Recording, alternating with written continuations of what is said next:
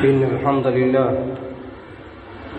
نحمده ونستعينه ونستغفره ونعوذ بالله من شرور أنفسنا ومن سيئات أعمالنا من يهده الله فلا مضل له ومن يضلل فلا هادي له وأشهد أن لا إله إلا الله وحده لا شريك له وأشهد أن محمدًا عبده ورسوله أرسله بالحق بشيرا ونذيرا بين يدي الساعة من يطع الله ورسوله فقد رشد ومن يعصهما فقد غوى فإنه لا يضر الله شيئا ولا يضر إلا نفسه أما بعد فإن خير الحديث كتاب الله وخير الهدى هدى محمد صلى الله عليه وسلم وشر الأمور محدثاتها وكل محدثة بدعة وكل بدعة ضلالة وكل ضلالة في النار أعوذ بالله من الشيطان الرجيم إن الذين توفاهم الملائكة ظالمي أنفسهم قالوا فيما كنتم قالوا كنا مستضعفين في الأرض قالوا ألم تكن أرض الله واسعة فتهاجروا فيها فأولئك مأواهم جهنم وساءت مصيرا إلا المستضعفين من الرجال والنساء والولدان لا يجدون حيلة ولا يهتدون سبيلا فأولئك عسى الله أن يعفو عنهم وكان الله عفوا غفورا. حضرات، ایک مسلمان اس کو کہاں بسنا چاہیے، کہاں رہنا چاہیے، کہاں گھر بنانا چاہیے، اس کی بھی بڑی اہمیت ہے.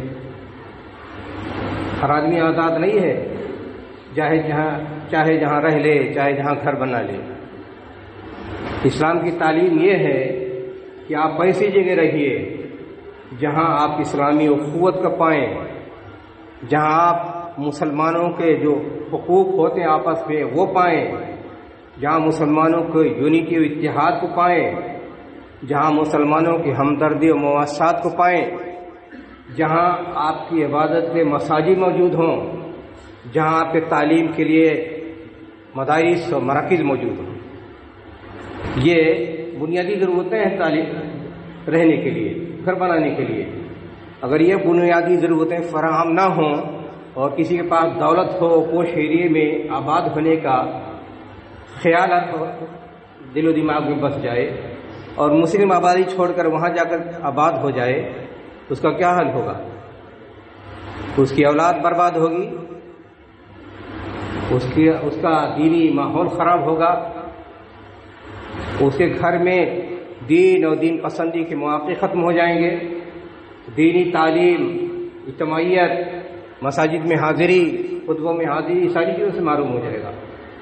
بسا اوقات ایسا وہم لوگوں کو سوار ہوتا ہے، دولت کے نشے میں ایسا ہوتا ہے کہ لوگ ایسی جگہوں کو چھوڑ کر چلے جاتے ہیں کہ ایسی جگہوں میں بسیں گے جہاں پوش ایریا ہے، جہاں کوئی کسی کو پہچانتا نہیں ہے، کوئی کسی کو جانتا نہیں ہے، مر جائے تو پوچھنے والا نہیں، بیمار ہو جائے کوئی عادت کرنے والا نہیں. یہ سارے مسائل ہوتے ہیں، نظر آتے ہیں. اور یہ کہ آدمی وہاں اپنے کلچر، اپنے مذہب، اپنی دینی تعلیمات کے حساب سے رہنے کی گنجائش نہیں ہوتی ہے. یہ سارے مسائل ہوتے ہیں. لیکن بہت لوگوں کو ایسا نشہ سوار ہوتا ہے کہ اس ایرے میں بسنا پسند کرتے ہیں. اگر جنازہ اٹھ جائے تو کوئی غسل دینے والا نہیں ہوتا ہے، کفن دینے والا نہیں ہے، جنازہ اٹھانے والا نہیں ہوتا ہے، دفن کرنے والا نہیں ہوتا ہے. یہ صورتحال پیدا ہو جاتی ہے. بس اوقات ایک آدمی لے جا کر کے کفن مٹی میں ڈال کر کے چلے آتے ہیں، نماز جنازہ پڑھنے والے کوئی نہیں ملتا. یہ تو مشکلات و پریشانیاں ہیں. لیکن اس سے بڑا مسئلہ یہ ہے، قرآن کریم کی جو آیت آپ کے سامنے پڑھی، یہ سورہ نساء کی آیت نمبر 97، 98 اور 99.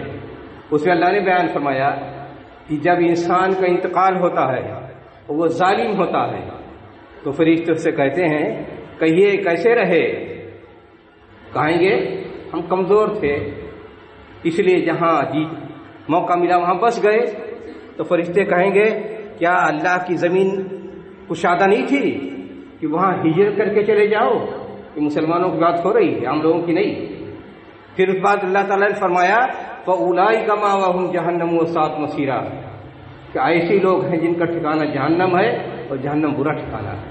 پھر اس میں ایکسیپشن فرمایا إِلَّا الْمُسْتَضْعَفِينَ مِنَ الرِّجَالِ وَالنِّسَاءِ وَالْوِلْدَانِ، کہا جو کمزور ہیں، مرد، جو بوڑھے ہیں، جو بیمار ہیں، عورتیں ہیں، بچے ہیں، جن کو ہجرت کا راستہ نہیں ملتا ہے، تو اللہ نے فرمایا کہ اللہ تعالیٰ امید ہے ان کو معاف فرمائے گا، اور اللہ تعالیٰ بہت معاف فرمانے والا اور بہت رحم کرنے والا ہے۔ مطلب کیا ہوا؟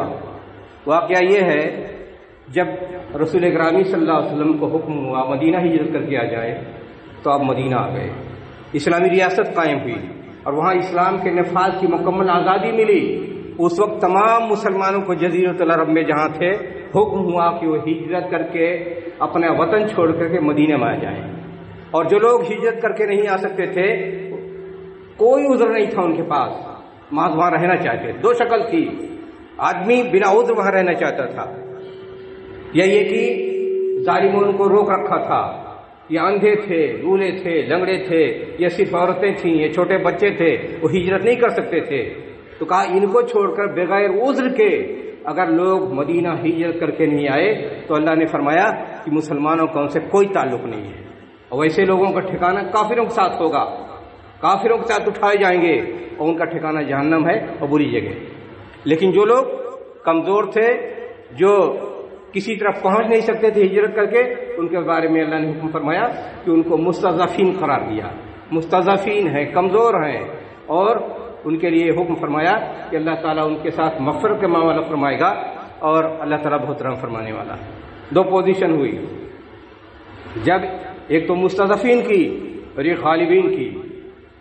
جب بھی جس زمانے میں بھی اسلام غالب ہو، اسلامی ریاست قائم ہو، اسلامی حکومت قائم ہو، جہاں اسلام کی مکمل طور پر تنفیذ ہو رہی ہے، اسلام کے سارے احکام پر عمل ہو رہا ہے، وہاں کسی ایسی صورتحال میں مسلمانوں کے لیے کوئی گنجائش نہیں ہوتی ہے کہ دیار کفر میں وہ آباد رہیں، کافروں کی دنیا میں آباد رہیں۔ بس ان کے لیے صرف یہ ہے تجارت کے لیے جا سکتے ہیں، تعلیم کے لیے جا سکتے ہیں، علاج کے لیے جا سکتے ہیں، دعوت و تبلیغ کے لیے جا سکتے ہیں، بقیہ مستقل گھر وہاں ہونا چاہیے۔ سوال یہ ہے کہ آج مسلمانوں جو بس رہے ہیں ان کی حیثیت کیا ہے؟ اقلیت، مسلم اقلیت کے نام پر تو یہ نئے زمانے کی دیر ہے، لیکن شرعی طور پر مسلمان کیا ہیں اور ان کا حکم کیا ہوگا کہ اگر وہ دیار کفر میں بس رہے ہیں تو ان کا انجام کیا ہوگا؟ کیا انجام ہوگا کافروں کے ساتھ کہ سب جاننے میں جائیں گے اور کافروں کے ساتھ ان کا حشر ہوگا؟ بڑا مسئلہ ہے۔ تو یہاں یہ بتایا گیا کہ جب دیار کفر ہو اور اس دیار اسلام موجود ہی نہیں ہو، آج کوئی جگہ ہے جہاں ایک دین پسند مسلمان چاہے وہاں جا کر کے ہجرت کر جائے اور آباد ہو کر کے اپنے دین ایمان کا تحفظ کر سکے؟ کوئی جگہ نہیں ہے۔ اس کا مطلب یہ ہوا کہ آج دنیا میں ہر جگہ مسلمان مستضعفین کی حیثیت سے ہیں۔ مستضعفین، مسلم اقلیت تو دنیاوی نام ہے، لیکن شرعی حیثیت سے مسلمان مستضعفین کی حیثیت سے ہیں، اور مستضعفین قرار دینے کے بعد اللہ تعالیٰ نے جو چھوٹ دی ہے، اللہ تعالیٰ نے جو عفو درگزر کا وعدہ کیا ہے، وہ عفو درگزر کے مسلمان مستحق بنیں گے۔ اور اگر مستضعفین کی حیثیت نہ تسلیم کی جائے تو اس کا مطلب یہ ہے دیار کفر میں جتنے بس رہے ہیں سب جہنمی ہوں گے۔ تو بہت بڑا مسئلہ ہے اس وقت کہ ہماری حیثیت کیا ہے دنیا میں، جہاں بھی جس جگہ مسلمان زندگی گزار رہے ہیں ہماری حیثیت کیا ہے اور ہمیں کس حیثیت سے رہنا چاہیے۔ تو شرعی حیثیت یہ ہے، قرآن کے الفاظ میں ہم مستضعفین ہیں، کمزور ہیں۔ کمزور کا مطلب یہ کہ ہم اپنے دین کی تنفیذ نہیں کر سکتے ہیں، دین کو پر مکمل شریعت کی پابندی اور شریعت کو نافذ کرنا ہماری بس کی بات نہیں ہے، اس لیے مستضعفین ہیں۔ تو یہ چھوٹ ہمیں ملی ہے، اس چھوٹ میں یہ گنجائش رکھی گئی ہے کہ آپ جتنا فاتقوا اللہ ما استطعتم، جتنا آپ کی صلاحیت ہے دیار کفر میں دین پر عمل کرنے کے لیے، دین کو ترویج کے لیے، دین کی دعوت کے لیے، اتنا اپنی صلاحیت کے مطابق اس پر عمل کریں، نجات پائیں گے۔ اب وہ درگزر کا اللہ تعالیٰ دروازہ کھلا ہوا ہے۔ آج کے دور میں بھی انسان کسی بھی دیار کفر میں رہ کر کے اگر صحیح معنی میں مسلمان رہے تو جنت میں جا سکتا ہے۔ اللہ تعالیٰ نے عفو درگزر کا راستہ کھول رکھا ہے، لیکن اگر صرف اس ڈھنگ سے ہم جی رہے ہیں اور یہ نہ سمجھیں کہ ہماری حیثیت کیا ہے، اس کی تعین نہ کریں، اس کو جانے نہیں، بلکہ جہاں ہو جس جگہ ہو اس کے نظام کو گلے لگا لیں، خوشی سے رہنا شروع کر دیں اور سمجھیں اسی میں ہمیں زندگی کاٹ لینی ہے، تو یاد رکھیے اللہ نے بیان فرمایا کہ ایسے لوگوں کا حشر کفار کے ساتھ ہوگا۔ تو اس لیے ضروری ہے کہ ہر مسلمان کے پاس یہ شعور ہونا چاہیے کہ دائرۂ کفر میں اگرچہ ہم بس رہے ہیں، لیکن ہر چھوٹا بڑا، مرد عورت، کمزور ضعیف جو بھی ہے، اس یقین و تیقن کے ساتھ زندگی گزارنی چاہیے کہ دین ہی ہمارا اصل سرمایہ ہے، قیامت تک اسلام ہمارے لیے نجات کا باعث ہے، اور ہمارے اوپر جتنا ذمہ داری عائد ہوتی ہے اپنی سخت کے مطابق، اپنی وسعت کے مطابق، اپنی صلاحیت کے مطابق، اپنی طاقت کے مطابق اس پر عمل کرنے کی کوشش کریں۔ یہ پوزیشن ہر ایک کو صاف رکھنی چاہیے۔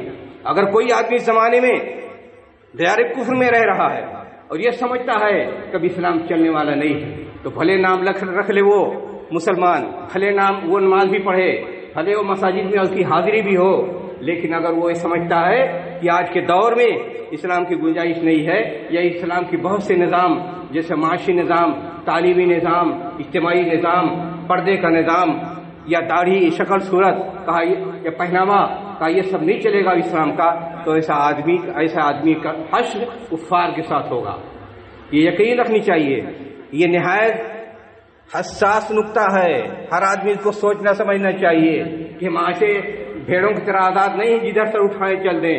یہ یقین و تیقن ہونا چاہیے کہ دائرۂ کفر میں بستے ہوئے ہمیں کس پوزیشن میں رہنی چاہیے اور ہمیں کس حال میں رہنا چاہیے۔ تو یہ چیز واضح ہونا چاہیے، ہم مستضعفین کی حیثیت سے رہ رہے ہیں، اور اس میں ہمیں اللہ تعالیٰ اتنے پوچھے گا کہ کتنا تمہاری صلاحیت تھی دین پر عمل کرنے کی۔ اللہ تعالیٰ ہم سے نہیں پوچھے گا کہ قصاص کا حکم کیوں نہیں لاگو کیا، اللہ تعالیٰ ہم سے یہ نہیں پوچھے گا کہ مالی نظام اپنا کیوں نہیں تم نے لاگو کیا دین کا، اس لیے کہ ہم بے بس ہیں، نہیں کر سکتے ہیں۔ اللہ تعالیٰ یہ نہیں پوچھے گا کہ وہاں رہتے ہوئے تم نے فلاں جو اجتماعی عمل سیاسی نظام کیوں نہیں قائم کیا۔ اللہ تعالیٰ یہ نہیں پوچھے گا ہم سے کہ مکمل سماج معاشرے میں اسلامی تعلیمی نظام کیوں نہیں قائم کیا، ہمارے بس کی بات نہیں ہے، نہیں کر سکتے ہیں۔ اس لیے جتنا ہم کر سکتے ہیں اس پر عمل کرنا ہمارے لیے ضروری ہے، اور جتنی گنجائش ہے اگر اس میں بھی ہم ڈھیل کریں اور یہ کہ ہم پرواہ ہی نہ کریں دین کے بارے میں، تو یاد رکھیے یہ بہت ہی اہم آیت ہے اور بہت ہی حساس نقطہ ہے، اس لیے سب کو سمجھنا جاننا ضروری ہے۔ سورہ انفال میں اللہ نے بیان فرمایا ان لوگوں کے لیے جو ہجرت جنہوں نے نہیں کی تھی، مدینہ نہیں آئے تھے، ان کے بارے میں اللہ تعالیٰ نے رسول پاک صلی اللہ علیہ وسلم کو حکم دیا کہ ایسے لوگوں سے آپ کا کوئی تعلق نہیں اور ان کے اوپر آپ کا کوئی حق نہیں بنتا ہے، وہ کیسی بھی حالت میں رہیں ان کے آپ تعاون، حتیٰ کہ کہا آپ تعاون بھی نہیں کر سکتے ہیں اگر جہاں رہ رہے ہیں وہاں کی حکومت سے آپ کا معاہدہ ہے، اگر وہ مظلوم ہوں، پریشان ہوں اور اس ملک سے آپ کا معاہدہ نہیں ہے تو ممکن حد تک مدد کرنا ضروری ہے۔ فعلیکم النصر، مدد کرنے کی اللہ تعالیٰ نے اجازت دی۔ تو یہ مسائل اب دیکھیے جس پس منظر میں ہم جی رہے ہیں مستضعفین کے، یہاں ہر مسلمان کے لیے ضروری ہے بہت سے امور پر عمل کرنا، بہت سے چیزوں سے بچنا ضروری ہوتا ہے، اس لیے کہ ہاں ملت کے تحفظ کی بات ہوتی ہے، اسلام کے تحفظ کی بات ہوتی ہے۔ اگر ہم غفلت میں رہیں تو سارا سرمایہ لٹ جائے گا، اور جو قوم، جو اقلیت، جو کمزور لوگ اگر تکثیری معاشرے میں رہتے ہیں، اکثریت کے ساتھ رہ رہے ہیں اور اپنے طور پر بیدار نہ ہوں، اپنے دین اور ملت کی تحفظ کے لیے کوشش نہیں کریں گے تو اس میں ضم ہو جاتے ہیں، مٹ جاتے ہیں، غلط مت ہو جاتے ہیں۔ تاریخ کی کہانی یہی ہے، جب بھی مسلمان کمزور ہوئے وہ اپنے آپ کو سنبھالا نہیں تو ان کی حیثیت ختم ہو گئی۔ بہت سے ایسے لوگ تھے جو مسلمان تھے لیکن بعد میں چل کے کرسچن ہو گئے، باپ دادا مسلمان ہوتا کرسچن۔ ابھی حال ہی میں ہم نے دیکھا، سنا ہوگا، اخبارات میں پڑھا ہوگا، برطانیہ کا جو وزیر اعظم تھا اس نے استعفیٰ دیا، اس کا دادا مسلمان تھا، ترکی کا تھا، اس کا پردادا مسلمان تھا، وزیر تھا، لیکن شادی کی وہاں برطانیہ میں جا کر کے ایک کرسچن سے نسل بگڑ گئی اور سب کرسچن ہو گئے۔ ایسے بہت سے یورپ میں بہت سے ایسے خاندان جو مسلمانوں کے وہاں جا کر کے رہے اور جا کر وہاں شادیاں کی تو وہاں اتحاد کی شکل پیدا ہو گئی۔ یا ارتداد کی بہت ساری شکلیں جہاں کوشش ہوتی ہیں کہ مسلمان مرتد ہو جائیں اور لوگ اپنے معاشرے اور سماج کی حفاظت نہیں کر پاتے ہیں، وہاں صورتحال بگڑ جاتی ہے۔ 2-3 صدیوں میں افریقہ سے 2 کروڑ لوگوں کو پکڑ کر لے جایا گیا، غلام بنا لیا گیا۔ یورپ میں، امریکہ میں، نارتھ امریکہ میں، ساؤتھ امریکہ میں 2 کروڑ لوگوں کو، اس میں بہت سے مسلمان تھے، حتیٰ کہ مسلمانوں میں مل کر کے برازیل میں ایک حکومت بھی قائم کر لی تھی۔ برازیل میں 90 سال تک زومی کنگڈم کی حیثیت سے ان کی حکومت قائم رہی۔ وہاں کیوں؟ اس لیے کہ ان کے اندر جتنے مزدور تھے یونٹی پیدا کر لی، وہ پڑھے لکھے لوگ تھے، تجربہ کار تھے، جانتے تھے، اور جو مالک تھے جاہل ہوا کرتے تھے۔ بڑی لڑائیاں، محنت اور کوشش کے بعد متحد ہو کر کے وہاں اسلامی حکومت قائم کی۔ 90 سال تک زومی کنگڈم قائم رہی، لیکن اس کے بعد کتنے مسلمان رہے ہوں گے؟ سارے کے سارے مرتد ہو گئے، سارے کے سارے ماحول اور دباؤ میں پڑا ان کے اوپر، اس ماحول کے دباؤ میں آ کر کے ان کو دین چھوڑ دینا پڑا۔ ظلم، زیادتی اور انڈینچرڈ لیبرشپ، بندھوا مزدوری، ساری چیزوں نے ایسا دباؤ بنایا کہ سب ختم ہو گئے۔ انہی میں سے اب جو کالے عرب امریکہ کے کالے مسلمان ہو رہے ہیں، انہی لوگوں میں سے ہیں۔ تو یہ صورتحال جب مسلمان مستضعفین میں ہوں، اقلیت میں ہوں، تو ہر جگہ ان کے اوپر یہ لازم ہوتا ہے کہ اپنے تحفظ کے لیے، اپنے بچاؤ کے لیے محنت کوشش کریں۔ سب سے پہلی بات تو یہ ہے، بہت سی چیزیں ہوتی ہیں جن سے بچنا پڑتا ہے۔ بچنے کی سب سے بڑی شکل یہ ہوتی ہے کہ کسی طرح کا آپ استسلام نہ کریں، سرنڈر ہونے والا مزاج نہ بنائیں، دین کو چھوڑتے جائیں۔ جو دباؤ بنے اکثریت کا، جو دباؤ بنے لوگوں کا، اور اس میں آپ سرنڈر ہوتے جائیں دین کو۔ جتنا آپ کے بس میں ہے اس کو بھی چھوڑتے چلے جائیں۔ اگر یہ مزاج بن جائے، کمپرومائز کا مزاج بن جائے اور یہ سرنڈر ہونے کا مزاج بن جائے، تو اقلیتیں زندہ نہیں رہتی، کمزور زندہ نہیں رہتی۔ تاریخ پڑھ ڈالیے، بہت سے ملکوں کی ہی صورتحال ہوئی جہاں بھی مسلم اقلیت نے یا کسی بھی اقلیت نے سرنڈر ہونے کا مزاج بنا لیا، خود کو تسلیم کرنے کا مزاج بنا لیا، اصول پر کمپرومائز کرنے کا مزاج بنا لیا، وہاں کی قومیں، وہاں کی نسلیں تباہ و برباد ہو گئی، مرتد ہو گئی۔ بہت سے ایسی مثالیں تاریخ میں موجود ہیں۔ اسپین کی تاریخ ہمارے سامنے موجود ہے۔ یورپ میں بسنے والے بہت سے ایریے میں ہماری مثال موجود ہے، یا سینٹرل ایشیا میں بسنے والے بہت سے مسلم اقلیت کی مثال ہمارے سامنے موجود ہے۔ یہ ساری مثالیں موجود ہیں۔ تو سب سے پہلی بات یہ ہونی چاہیے، سرنڈر کرنے کا مزاج نہیں ہونا چاہیے ہر چیز میں۔ اچھا، جو چاہتے ہیں لوگ، جو چاہتی ہے اکثریت، مان لو، ان کے عادات مان لو، ان کی تیوہار مان لو، ان کے رسوم کو مان لو، ان کے دباؤ کو مان لو، ان کو مذہب کو مان لو۔ یہ صورتحال بنتی چلی جا رہی ہے۔ آج مسلمان اس وقت جو کمزوری محسوس کر رہے ہیں، اس وقت سب سے زیادہ توجہ کی اور سب سے زیادہ بیدار رہنے کی ضرورت ہے۔ اس وقت جس طرح دباؤ بڑھتا چلا جا رہا ہے، ہر طرح کا دباؤ بڑھ رہا ہے، سماج کا دباؤ بڑھ رہا ہے، آرگنائزیشن کا دباؤ بڑھ رہا ہے، لوگوں کا دباؤ بڑھ رہا ہے، اور یہ سرنڈر کر لو، ہر چیز مان لو، بت پرستی بھی مان لو، اصنام کو بھی مان لو، رجال و شخصیات کو بھی مان لو، رسم و تیوہار کو مان لو، ساری چیزیں مان لو۔ تو یہ منوانی کی جو جبر چل رہا ہے، اس میں اگر مسلمان ڈھیلے ہوں اور سرنڈر ہونے کا مزاج بن جائے تو سب کچھ ہاتھ سے دھل جائے گا۔ روز مثالیں آتی رہتی ہیں۔ ابھی ایک ہفتہ پہلے ایک مثال آئی ہے، بہت بڑے عالم نے شیو مندر میں ہاتھ جوڑے کھڑے ہوئے ہیں خوش کرنے کے لیے، اپنے تحفظ کے لیے، اپنی دولت کے تحفظ کے لیے۔ یہ صورتحال اگر پیدا ہوتی چلی جائے تو سب کچھ تباہ و برباد ہو جائے گا۔ دوسری بات جس سے اقلیت کو، مستضعفین کو بچنا چاہیے، ٹکراؤ کی بات۔ ٹکراؤ اقلیت کے لیے خودکشی کے مترادف ہے۔ آج ٹکراؤ کی بات بہت سے لوگ کرتے ہیں۔ کچھ لوگ ٹکراؤ بھی کا مزاج بنائے ہوئے ہیں اور مرغوبیت کا ماحول پیدا کرنے اور مرغوبیت کا تانا دینے کی بھی کوشش کرتے ہیں۔ آپ ٹکراؤ کس سے کریں گے؟ رسول اکرم صلی اللہ علیہ وسلم 13 سال اپنے صحابہ کے ساتھ مستضعفین کے حصے سے مکہ میں رہے، اور 13 سال تک ہمیشہ یہ بچے کبھی ٹکراؤ کی صورت نہیں پیدا ہونے دی۔ اس لیے کہ جب آپ کمزور ہوں، آپ کے پاس کوئی دم خم نہ ہو، نہ آپ کے پاس افراد ہوں، نہ صلاحیت ہو، نہ مواقع ہوں، نہ مال ہو، نہ اور کوئی چیز ہو، مجبوری کی حالت میں ہوں، اس حالت میں اگر ٹکراؤ کی صورت اختیار کریں گے حکومت کے ساتھ یا ایک اکثریتی سماج کے ساتھ، تو آپ کی حیثیت کیا ہوگی؟ خودکشی کے مترادف ہے یہ۔ اور یہ صورتحال جب بنتی ہے، ٹکراؤ کسی فاصلے کی ٹکراؤ نہیں ہوتی ہے، ٹکراؤ یہ کہ آپ رد عمل کے شکار ہوں، احتجاجی مزاج بنا لیں اور معاملاتی سازش کرنا شروع کر لیں، اینٹی مزاج بنا لیں، ہر چیز میں اینٹی بننے کی کوشش کریں، مظاہرات کرتے رہیں، اخبارات میں، بیانات میں، سارے بیانات منفی قسم کے ہوں، سلبیات قسم کے ہوں، جو اکثریت کے آزار کا باعث ہو بلا وجہ، یہ ٹکراؤ کی شکل ہوتی ہے۔ آج بہت سے لوگ اس کو جہاد کا نام دیتے ہیں، بلکہ حماقت خودکشی کا مسئلہ ہے یہ۔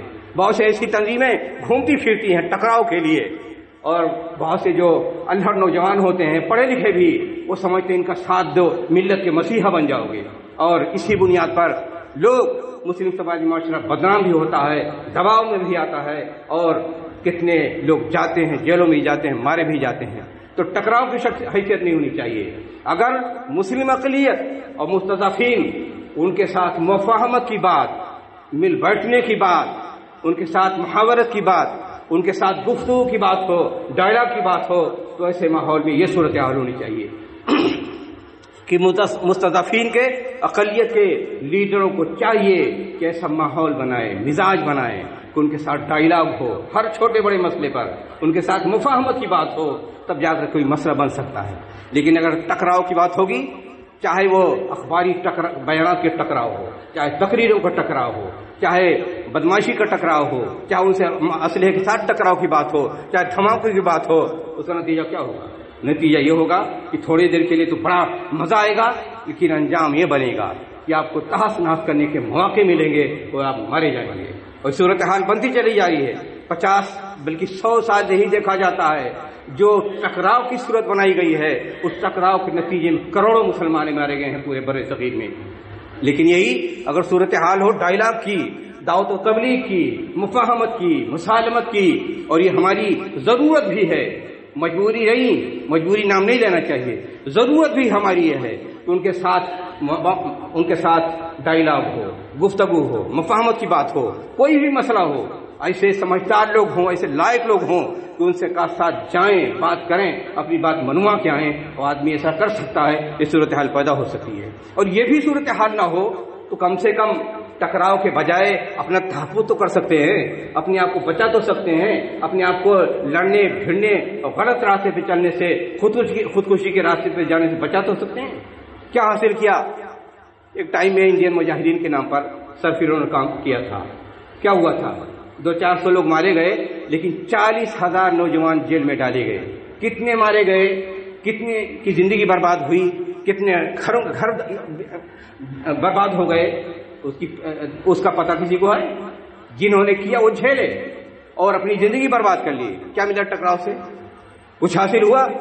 تو ایسی ذہنیت سماج و معاشرے میں گلی کوچوں میں اس طرح کے گھومتے رہتے ہیں جو خارجی ذہن کے ہیں، جو ٹکراؤ کی صورت پیدا کرنے کی کوشش کرتے ہیں، امت کو تہس نہس کرنے کے لیے اپنی بیوقوفی کی وجہ سے پلان بناتے رہتے ہیں، اور یہ صورتحال ہوتی رہتی ہے۔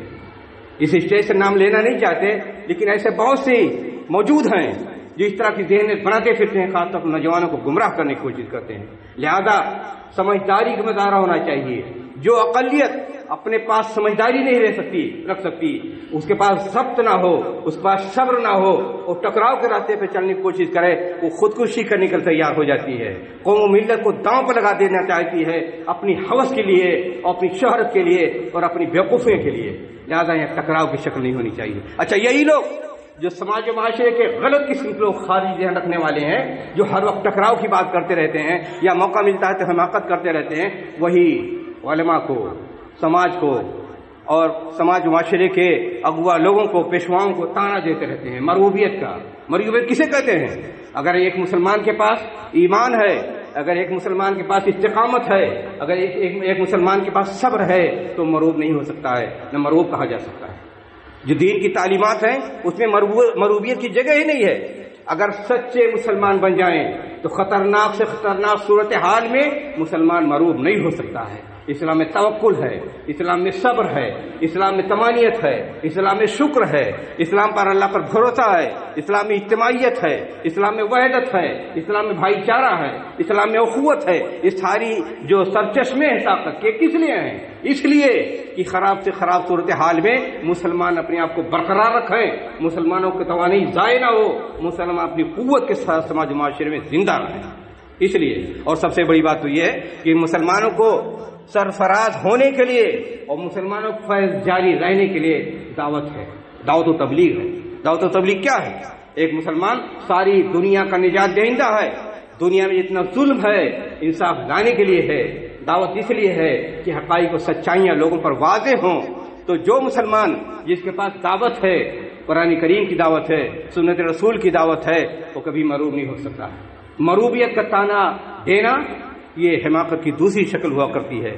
تو سماج و معاشرے میں لوگوں کو جتنا اللہ سے لو لگائیں گے، اللہ سے جتنا مضبوط ہوگا تعلق آپ کا، اتنا آپ کے اندر قوت پیدا ہوگی اور آپ کبھی کسی مروبیت کے شکار نہیں ہو سکتے ہیں۔ لیکن اگر کروڑوں کی تعداد ہے تو اللہ سے تعلق کٹا ہوا ہے تو آپ کٹی پتنگ بن جائیں گے، آپ کی کوئی حیثیت نہیں رہ جائے گی، آپ بکھرے ہوئے تنکے بن کے رہ جائیں گے۔ تو یہ بھی ضرورت ہے کہ اس بکھراؤ سے بچانے کے لیے، تنکا بننے کے بجائے ایک طاقت بننے کے لیے مسلمانوں کو چاہیے کہ اپنے آپ کو ان تمام سلبیات سے بچانے کی کوشش کریں۔ تو ان سلبیات اتنی چیزیں ان سے بچنا ضروری ہے کہ کبھی اسلام کی بات نہیں ہونی چاہیے، کبھی کسی مسلمان کے ذہن و دماغ میں یہ بات نہیں آنی چاہیے کہ ہم سرنڈر کر دیں۔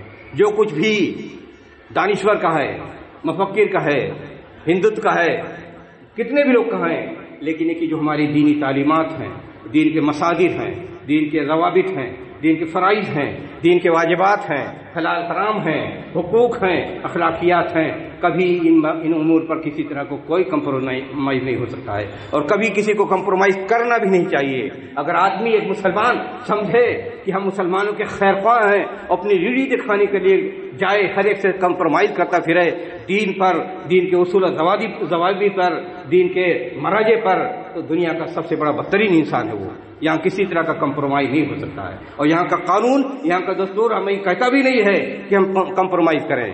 اپنے دین کے ساتھ جی سکتے ہیں، اپنے کلچر کے ساتھ جی سکتے ہیں، ہم اپنے معاشرے کے ساتھ جی سکتے ہیں، ہم اپنی وحدت کے ساتھ جی سکتے ہیں، یہ سب کی گنجائش ہے۔ لیکن اگر ہمارے ذہن و دماغ میں خوف بیٹھ جائے، ہم پریشان ہو جائیں، ہم حالات اور سماج جو کچھ ضرور جو موجود ہمارے سامنے ان کو ہم سمجھنے کی کوشش نہیں کریں اور ہم اپنی حیثیت کو ایک مسلمان کی حیثیت سے اجاگر نہ رکھ سکیں، اس پر قائم نہیں رہ سکیں، تو آپ جو چاہیں کریں۔ یا کہ انسان کے دل میں لالچ پیدا ہو جائے، شہرت کا بھوکا ہو جائے، منصب کا بھوکا ہو جائے، یا بکنا اور خریدنا شروع کر دے، تو ان کی کوئی بات ہی نہیں ہے، وہ اس موضوع سے خارج ہیں۔ مسئلہ بات ان کی ہو رہی ہے جو دین کے وفادار ہیں، جو دین سے محبت رکھتے ہیں، جو دین سے لگاؤ رکھتے ہیں، ان کے لیے ساری چیزیں ضروری ہیں کہ یہ ساری چیزیں واضح ہونی چاہیے۔ ان تمام ملکات سے تباہ کرنے والی چیزوں سے مسلمانوں کو بچنا ضروری ہے اور بہت سے واجبات ہیں مسلمانوں کے اوپر کہ مستضعفین کی حیثیت سے، اقلیت کی حیثیت سے سب سے پہلے اپنی شناخت کو بچائیں۔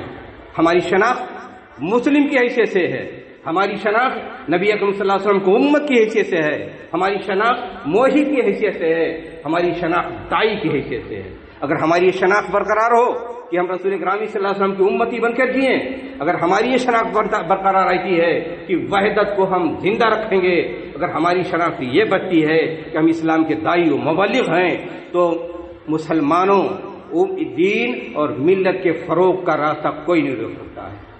کتنا بھی جبر ہو جائے، کتنا بھی ستم ہو، کتنے بھی مشکلات ہوں، کتنی بھی رکاوٹیں موجود ہوں، لیکن اگر ہماری شناخت موجود ہے تو مسلمانوں کو اور اسلام کے فروغ کے راستے میں رکاوٹیں ہزار آ جائیں، لیکن ان کے عروج کے، ان کے بڑھنے کے راستے میں کوئی چیز رکاوٹ بن نہیں سکتی۔ یہ آپ مان کے رکھیں، اسلام کی خود اپنی طاقت ہوتی ہے اور اسی طاقت کی بنیاد پر دنیا میں تمام رکاوٹیں کھڑی کرنے کے باوجود جتنا لوگ دنیا میں اسلام قبول کرتے ہیں، کسی دوسرے مذہب کو نہیں اپناتے ہیں۔ ہر روز ہزاروں لوگ اسلام قبول کرتے ہیں اور ہر جگہ اسلام قبول کرتے ہیں، کفر کے گڑھ میں اسلام قبول کرتے ہیں، ظلم و ستم کے گڑھ میں اسلام قبول کرتے ہیں، خیانت و بدماشیاں، جبر و ستم کے دیار میں اسلام قبول کرتے ہیں۔ یہ اسلام کی طاقت ہے اور یہ طاقت باقی رہے گی۔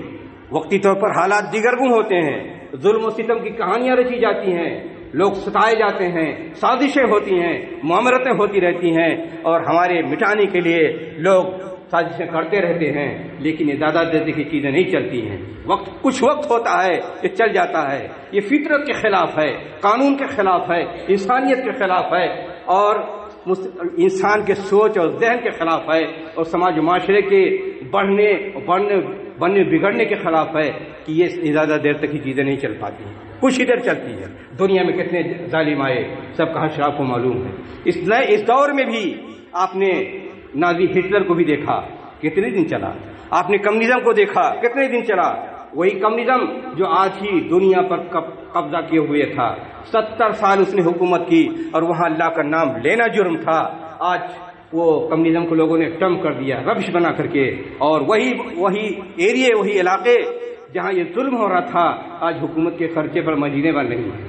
جو مسجدیں جتنی اجاڑ دی گئی تھیں دوبارہ مسجدیں آباد کی جا رہی ہیں، نئے نئے مساجد بن رہے ہیں، اور یہ بھی پریڈکشن کی جاتی ہے کہ جو گڑھ تھا کمیونسٹوں کا وہاں مسلمان آنے والے آگے بڑھ رہے ہیں۔ یہ ایک رپورٹ کے مطابق اس ملک کے فوج میں 51% مسلمان داخل ہو چکے ہیں۔ یہ صورتحال کب تک چلا؟ ظلم زیادہ دیر تک نہیں چلتا ہے، اور ظالم کے پاس طاقت ہی کتنی ہوتی ہے، جتنی طاقت ہوتی ہے وہ طاقت لگا چکا ہوتا ہے، تھک جاتا ہے، ٹوٹ جاتا ہے، وہ بھی ٹوٹ جاتا ہے، نظام بھی ٹوٹ جاتا ہے، اس کی ساری مشینری ٹوٹ جاتی ہے، اس کا فکر معطل ہو جاتا ہے، اس کی شخصیت گم ہو جاتی ہے، سب کچھ تباہ ہو جاتا ہے۔ زیادہ دیر نظام نہیں چلتا ہے۔ نظام جبر کے تکلف کی بات ہوتی ہے، جبر کے نظام میں ہر چیز زبردستی بناوٹی ہی ہوتی ہیں، بناوٹی چیزیں زیادہ دیر تک نہیں چلتی ہیں، جبر کی چیزیں زیادہ دیر تک نہیں چلتی ہیں۔ اس لیے ہمارے لیے مایوسی کی کوئی بات نہیں۔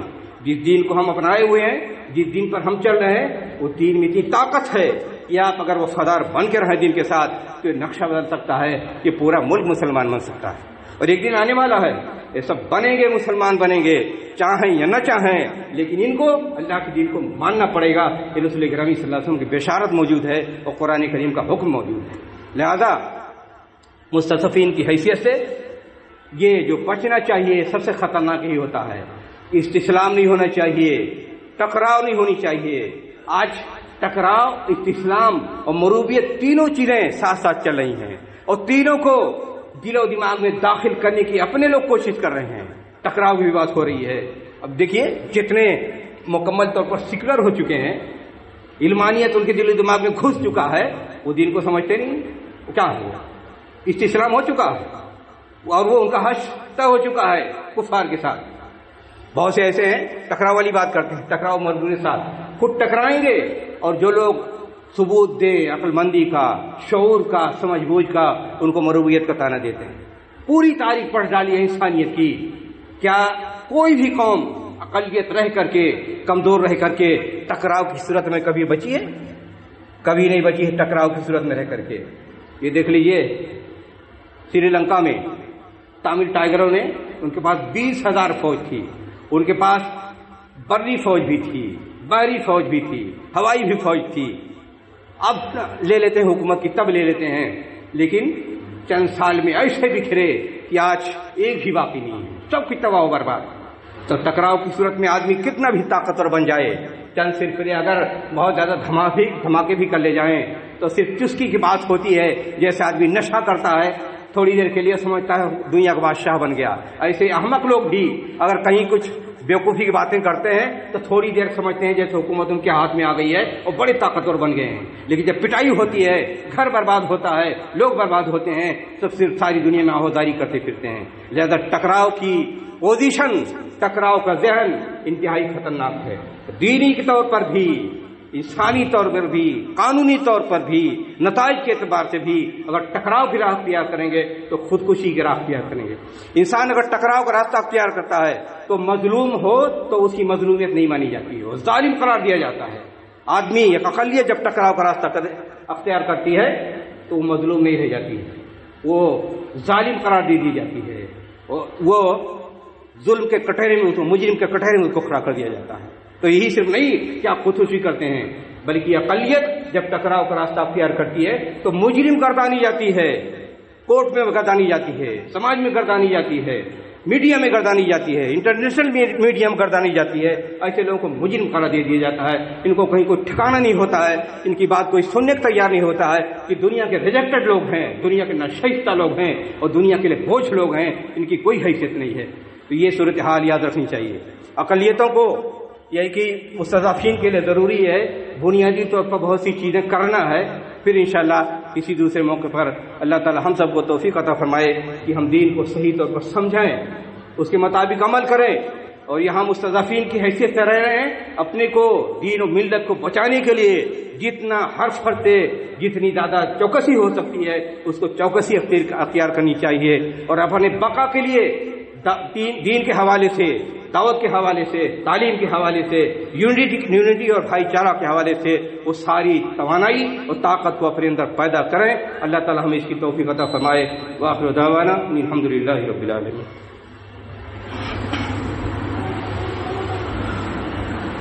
ان الحمد للہ نحمده ونستعینه ونستغفره ونعوذ باللہ من شرور انفسنا ومن سیئات اعمالنا. من يهده الله فلا مضل له ومن يضلل فلا هادي له، واشهد ان لا اله الا الله وحده لا شريك له، واشهد ان محمدا عبده ورسوله. ان الله وملائكته يصلون على النبي يا ايها الذين امنوا صلوا عليه وسلموا تسليما. اللهم صل على محمد وعلى ال محمد كما صليت على ابراهيم وعلى ال ابراهيم انك حميد مجيد. اللهم بارك على محمد وعلى ال محمد كما باركت على ابراهيم وعلى ال ابراهيم انك حميد مجيد. ان الصلاة تنهى عن الفحشاء والمنكر والبغي يعظكم لعلكم تذكرون. ولذكر الله تعالى اعلى واجل واتم والله اكبر.